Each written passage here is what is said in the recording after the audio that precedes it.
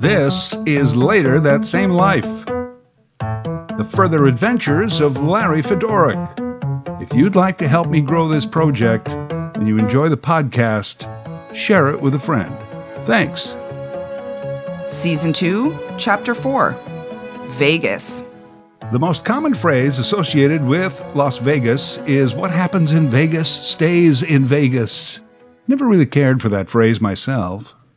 The slogan actually comes from an advertising agency who in 2003 created a campaign for Las Vegas tourism.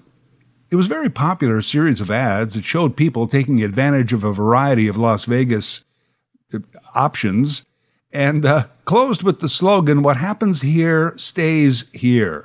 Interestingly, the phrase was rarely, if ever, spoken in those ads, merely appeared as a graphic at the end.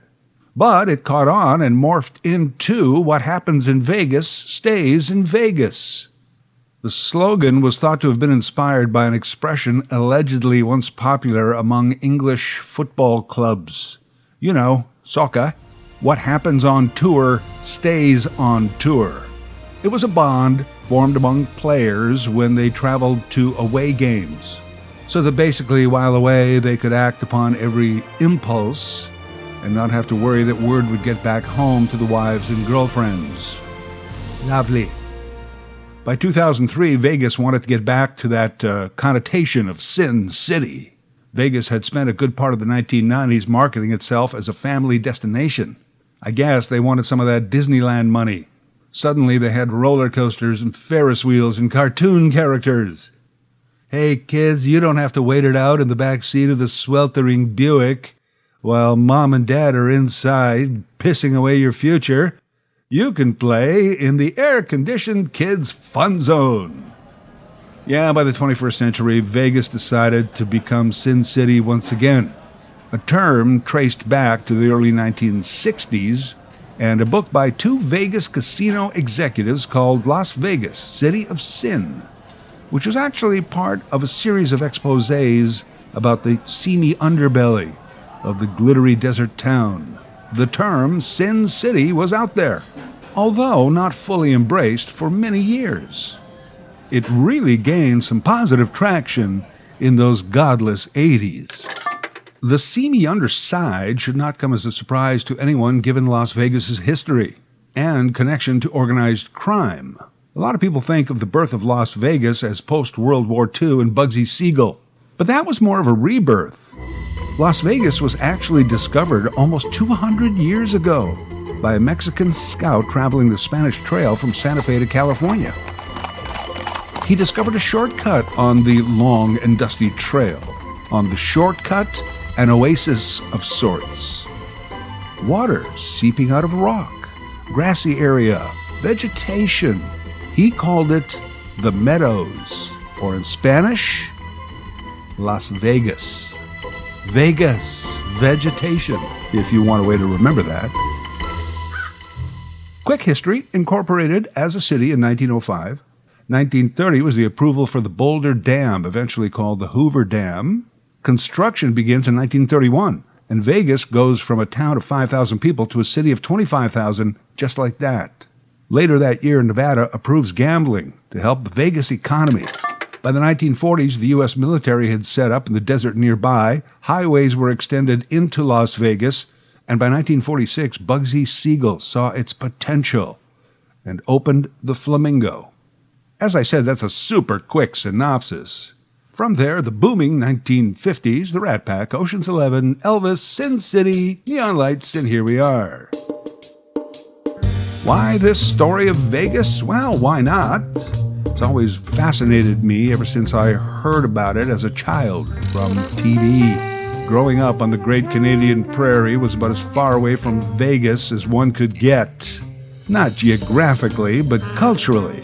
On TV, it was Uncle Milty, comedian Milton Berle, who first called it Lost Wages. Mom, what's Las Vegas? Ah, gambling. So that stuff that Dad gets into trouble for doing illegally in the middle of the night somewhere. They just do it all the time in Las Vegas? Gambling. Evil. A sin. Except, of course, for church bingo. I mentioned Ocean's 11 earlier, the original Ocean's 11. When that came out, that really sold Vegas big time. Gambling, drinking, entertainment, whatever else. Las Vegas. By the way, speaking of comedians, my favorite all-time joke involves Las Vegas. I'll save that for later. Even back in the heyday, there were other places to gamble, but Vegas really owned that brand. I'm surprised, in a way, that it took so long for government to get into the gambling business. It used to be that if you really wanted to gamble, you had to go to Las Vegas. These days, wherever you are, you can barely go a day's drive in a car without getting close to a casino. Everybody has one. Governments are in the casino business, as well as lottery and gaming in general. It's a shame, in a way, they were reduced to picking this vice as a form of revenue. And speaking of revenue, is it working? Hard to tell. It was promised that once we allowed gambling, we could turn that money into roads and bridges and hospitals. In many cases, we're still waiting. Well, what can we do? We rolled the dice.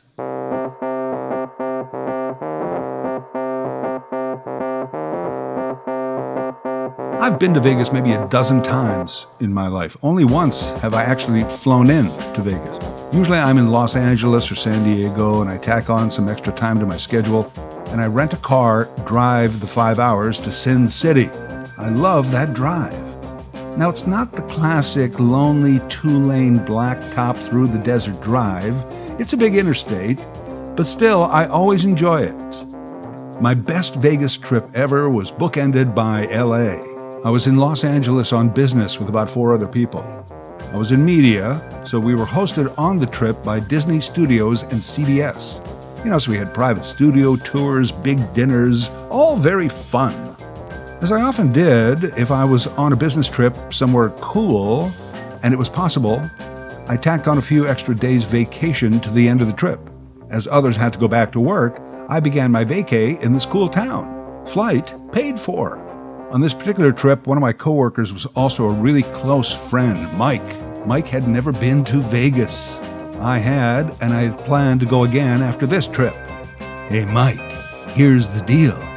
You tack on a few extra vacation days. Our flight is paid for. I can probably expense a couple extra days on this rental car. Shh, don't tell anyone. We'll share a cheap hotel room. Food in Vegas is cheap. We just need our gambling money. Deal. The adventure began. Friday night in Los Angeles, a few of us went out to the Comedy Store on Sunset Boulevard. Ladies and gentlemen, please welcome to the stage tonight a young man who on Monday is going to make his national television debut on the Arsenio Hall show. So he wants to try out some of his material tonight with you here. Here he is, Chris Rock. Yeah, it was cool. I remember it well. He was so funny. And then Saturday night was our last night in Los Angeles, so the Disney people took us out to dinner. Everyone, with the exception of me and Mike, had an early flight, so we planned to make it a short evening. Didn't work. We emptied out the last in-room minibar around 3 a.m. I did not drink past dinner because I was driving everyone to the airport in the morning in my red Mustang convertible rental car. By 7 a.m., 4 deathly-looking people were on the LA freeway with the top down. Got back to the hotel, woke up Mike. We hit the desert highway, top still down. 2 idiot Canadians sunburning themselves all the way into Melanoma, Nevada. We took our time, made a few stops. By the time we got into Vegas, checked in, it was like 5 p.m. on a Sunday. We are tired and fried. You know what, Mike? Listen, I know this is your first time in Vegas, but why don't we just find some food and then crash for the night? I agree, he said. You bet. Well, while we're right here, we should have a couple of beers first. Sure. Well, since right next to the beers we can play some blackjack, why don't we do that for about an hour, and then we can get some food? Oh yeah, good idea. Midnight. Mike and I meet at our pre-designated spot in the lobby of Caesar's Palace. We had split up and got back together several times that night, trying to improve our luck at different tables, different casinos, and different games. How did you do? Not good. You? No. We're on minimal sleep, sunburned, boozed out, gamble fatigued, been in Vegas about 6 hours, and already broke. Well, over budget. Let's just go eat. So Mike says, where are those big, fancy, inexpensive buffets? Yeah, I don't think they're open right now, Mike. But there's a Denny's right there. Let's just go to Denny's and we'll eat better tomorrow. So now it's like 1 a.m. It's Monday technically, and we're in a Denny's. But it's Las Vegas, so of course it's packed. We're in a booth by the window looking out over the strip.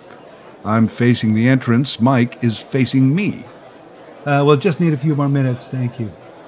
As we're sitting there, I noticed out of the corner of my eye a scruffy guy come in and buy a pack of gum at the cash register. As the server working the cash opens the drawer, he reaches over and smacks her hand. She lets out a scream and runs away.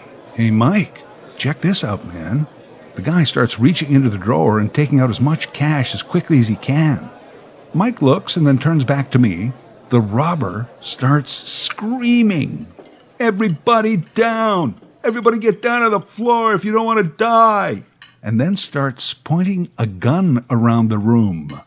We don't actually see the gun, because it's in the side pocket of his old Army-style jacket. So, of course, it begs the question, does he really have a gun? Or is he just doing the old trick, pointing his finger inside his pocket to make it look like a gun? I don't think it's a gun. Hey, Mike. And you got to remember, Mike and I are like basically moving on slow-mo. Mike, I don't really think he has a gun. Do you think he has a real gun?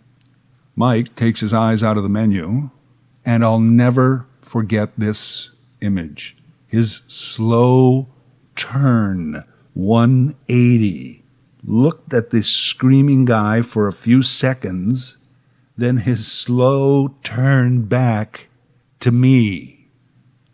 Nah, no way that's a gun. That's what I said, exactly, right? Suddenly, the robber and I make eye contact. He's maybe 20 feet from me, but I can see that he's like crazy, like drugged out crazy. He says, "What the F are you looking at? Do you want to effing die? I thought I told you to get down." It was at this point, still on slow-mo, when Mike and I take a look around the Denny's and noticed that everyone in the crowded diner is on the floor, except, of course, for the 2 idiot Canadians who apparently think they're watching all of this on TV and that there's no imminent danger. Mike and I look at each other, no words spoken, but we both gave each other a look like, well, it's probably not a real gun, but... And then we began our slow descent into the booth, moving down like a pleasant sunset behind the Sierra Nevadas, never actually reaching the floor, but lying down in our booth bench. The guy continues to scream, and then suddenly we all heard him burst out of the door. One by one, heads began popping up, people getting up off the Denny's linoleum. And I swear that within like 3 seconds, a woman was at our table going, "More coffee for yourselves?" "Yes, please." Within about another 30 seconds, 3 or 4 police cars come screaming up outside the building, lights flashing. A half a dozen officers run in, guns at the ready. Nevada Highway Patrol. Our boys in brown. The original server lady yells out, "He ran that way! He went that way!" She did not use the proper term, which is "he went that-a-way." But nevertheless, the policemen all leave and make chase. And in a few more seconds, another woman was right at our table. "So have you decided?" "Yes, I'm going to have the tuna melt. Can I get extra fries with that?" Or Mike and I ate slowly, discussing our gambling day, and of course, whether or not that really was a gun. Just before we got the check, a Nevada Highway Patrol officer returned and asked for our attention, told us that the suspect had been apprehended. I'll never forget this. He actually apologized for the inconvenience. The officers interviewed a few staff and patrons, but they never got to us. Well, Mike, welcome to Vegas. Next day, our gambling went a little bit better. We ate at a fancy buffet. At 11 p.m., I took a break, went back up to the room to watch Chris Rock on Arsenio. He did great. Later, he did face some backlash for a seemingly insensitive date rape joke. His career, as you know, survived. The next night was a highlight. Dean Martin was playing Bally's. Dean was my favorite among the crooners. For me, it went Dean, then Tony Bennett, then Sammy Davis Jr., and then Sinatra. Mike had lost his father fairly recently, and Dean was his father's hero. He had all of his records, tried to sing like him, copied his hairstyle, but had never actually seen him perform. Mike wanted to see Dean for his dad.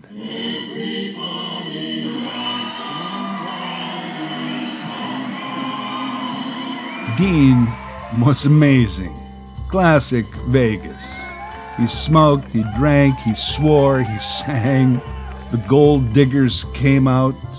They sang and danced with him. He made some body jokes.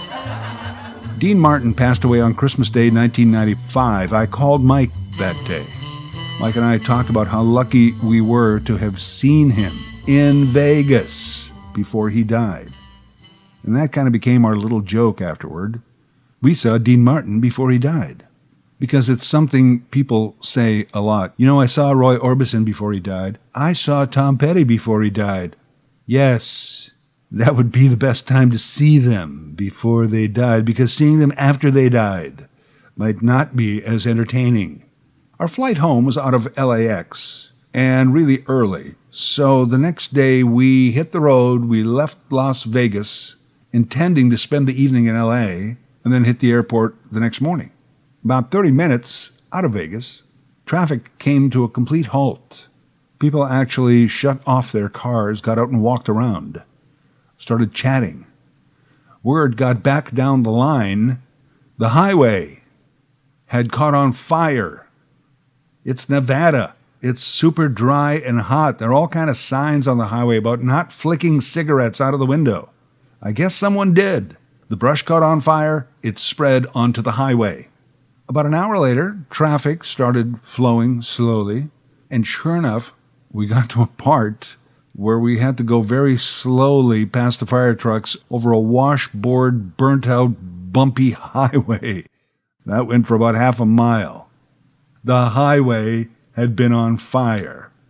That night, we went back to the Comedy Store, saw an upcoming Andrew Dice Clay. We talked to him out front. Nicest guy. That was probably my best vacation ever. My best friend and Chris Rock, a Vegas desert trip, armed robbery, maybe armed, Dean Martin, highway on fire, the Dice Man, all in under a week.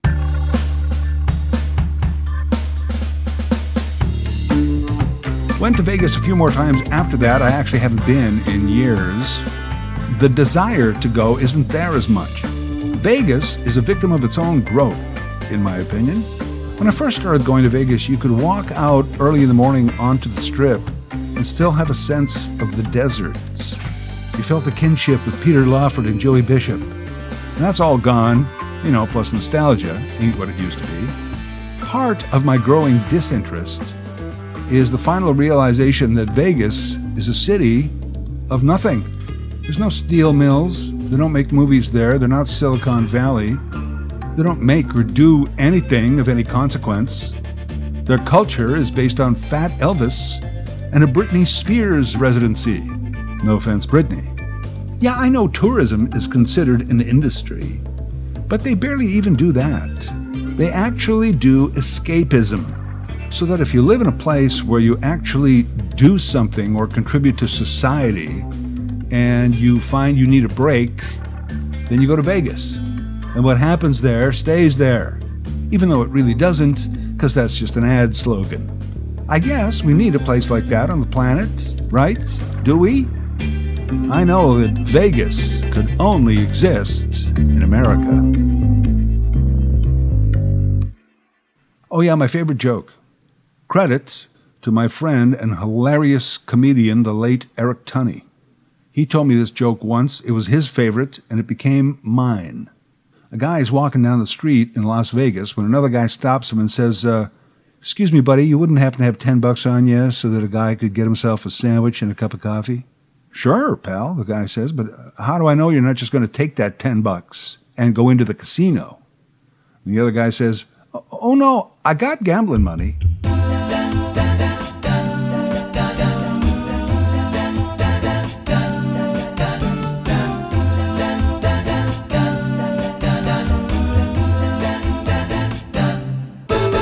Later That Same Life is written, voiced, and produced by Larry Fedoruk. LarryFedoruk37@gmail.com. Subscribe to Larry's podcast YouTube channel. Get automatic notifications with each new episode.